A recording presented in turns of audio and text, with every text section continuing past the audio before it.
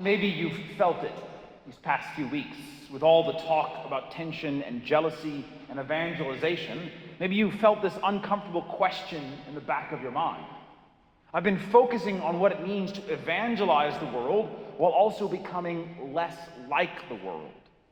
But perhaps you found yourself wondering about the more basic question of what is a practical way to evangelize?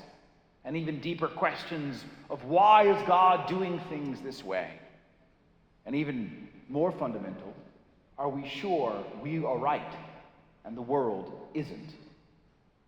For a couple of weeks, I've talked about the big picture questions around evangelization, but perhaps you're interested in the basics. What do I do to evangelize? And the first thing is to seek grace.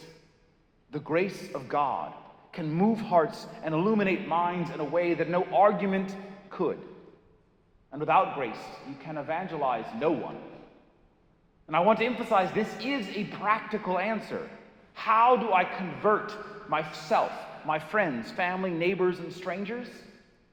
Prayer, sacrifices like fasting and penance, almsgiving, devout attendance at Mass, sincere confession, treating marriage as a service to my spouse and the community, living out your confirmation.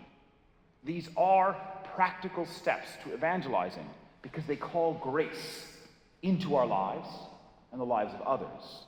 And grace changes hearts. But in the moment, in an actual conversation, what do I say?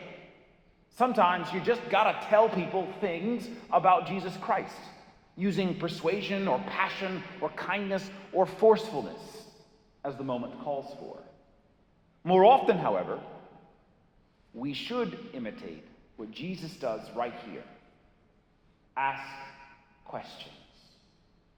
Jesus doesn't just tell his people, I am God incarnate. He's been hinting at it. But he does something before just saying that. He asks what others think. Who do people say the Son of Man is? In a conversation with a non-believer or a lukewarm believer, the best tactic is usually to find out what they really think. It's so easy to think we already know what their ideas are. And you might, but you might not. And the point of the question isn't just the information of what's in their head. If you find yourself in a conversation with someone who seems open to the topic, or if you feel a sudden inspiration to bring up the faith, start with questions. Things like, what do you believe? What do you think the point of life is? Can you tell me how you imagine God? Or if they don't believe in God, try asking them to describe the God they don't believe in. And you may find that they describe a God you reject too. You might be able to tell them, I don't believe in that God.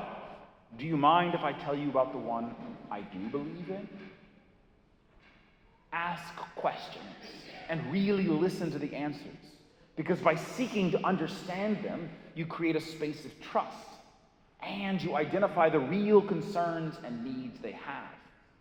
It probably won't mean instant conversion, but it gives you a place to start and a sense of how to connect what they're actually thinking and looking for with what our faith actually offers.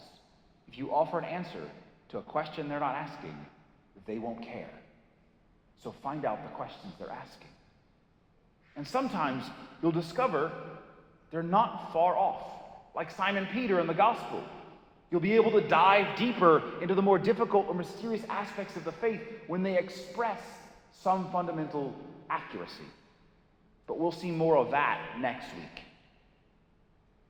Still, even with this, evangelization does run up against this question. Why is God doing things the way he's doing them? St. Paul's letter to the Romans offers an example of this because he gives a complicated vision of God's plan to use the jealousy and humility of the Gentiles and the Jews against each other for this convoluted thing to bring salvation. And it raises questions. Why? Paul doesn't dismiss this, but he imitates Jesus by doubling down on the mystery. How inscrutable are God's judgments?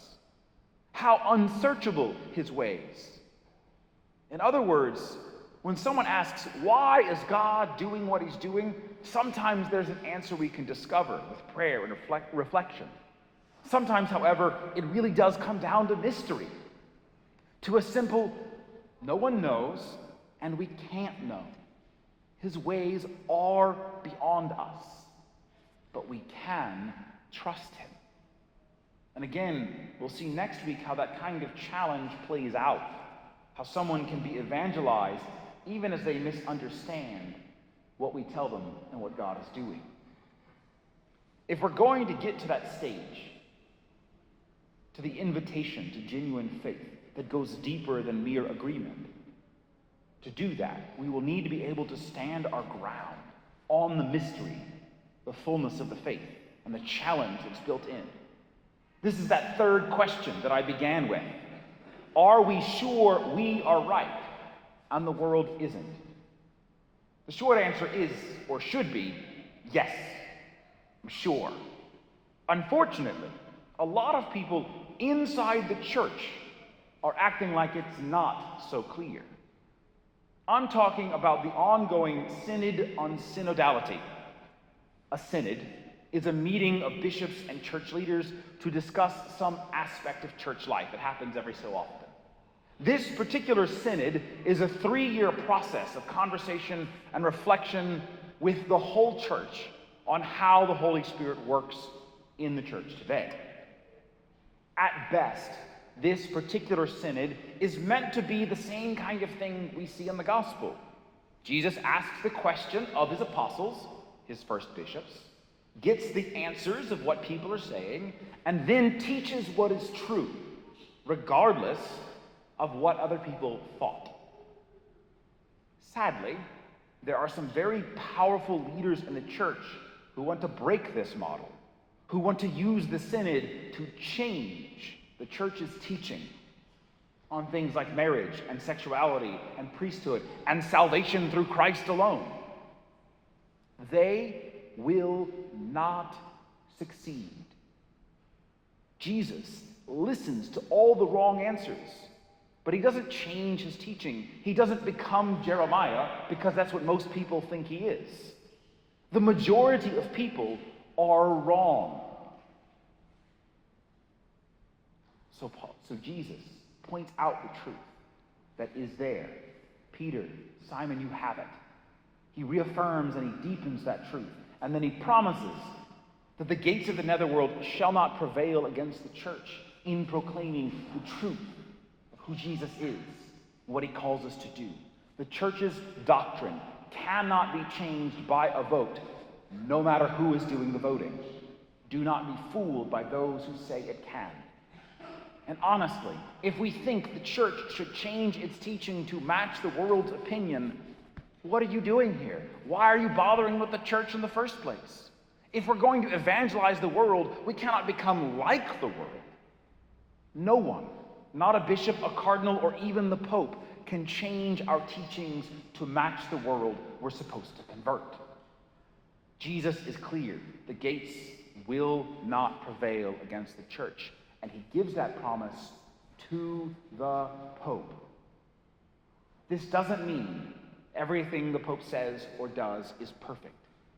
But it does mean an essential part of remaining Catholic is to stay under the authority of the Pope. We'll see next week how this applies even when the Pope makes mistakes.